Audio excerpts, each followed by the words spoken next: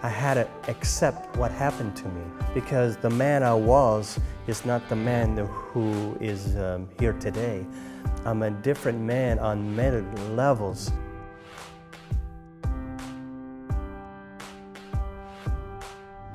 Our name is Allan and Bonnie Gallant, and we've been in pastoral ministry for 33 years. In July 7th, 2017, I suffered a major stroke. I lost my voice. As a pastor, losing your voice is a big deal. My doctor said the severity of your stroke should have killed you.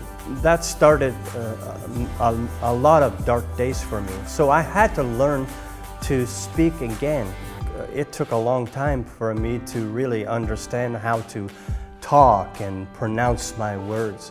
But the stroke, believe it or not, was the easy part of our dark days. After the stroke, I suffered PTSD and also went into a deep depression and panic attacks and anxieties. And I didn't know, but I was suffering from a clinical depression. It affected me so badly that I ended up in a mental health unit for 10 days to get myself back on track. And still today I suffer with the mental health issues in my life. It was such a dark time for us because, as a pastor and wife, we just feel that we have to be so strong. And these things don't happen to us. And really, for you and I, it was like, how come this is happening to Allan and Bonnie? Yeah. And I will never forget the day that when he said, I need help and you need to advocate for me. And we went to the hospital. And to watch them take my husband down that long hallway, just even walking in there was like everything went to slow motion. In the darkness, there's a lot of guilt and shame and fear, and we were experiencing that as well on this journey. Yeah. It was to watch Allan literally just crawl in a ball and be in a corner in a room of our house rocking, or laying on a floor where it was cold to try to find some kind of relief. And as his wife, I just didn't know what else to do. I wasn't understanding what he was going through. I was thinking, if this is my new normal, then I don't want to stay here. I knew what I was and what I was now was totally different. And I didn't see the future. I couldn't see a future. It's interesting how we came out of this. In a real way, we're still coming out of it.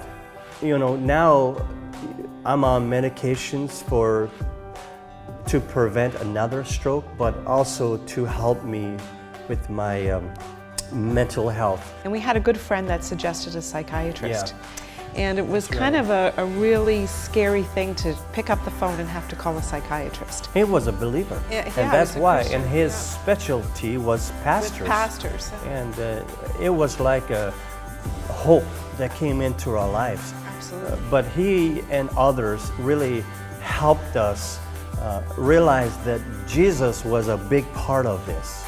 And so really, with the medical understanding now of what was happening to us, we were really able now to allow God to minister to us and to really abide in Him. We were scared, but our rock was Jesus. We're all broken physically, and strokes and heart attacks and cancer happens to a lot of people. But I really felt that God gave me a second chance. He was involved in this whole thing.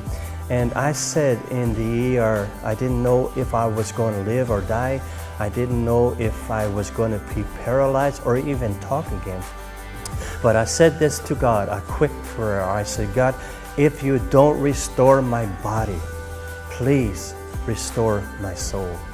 And He began to restore. Even that moment when I was lying there afraid and scared, He showed Himself so real in many, many ways. Yeah.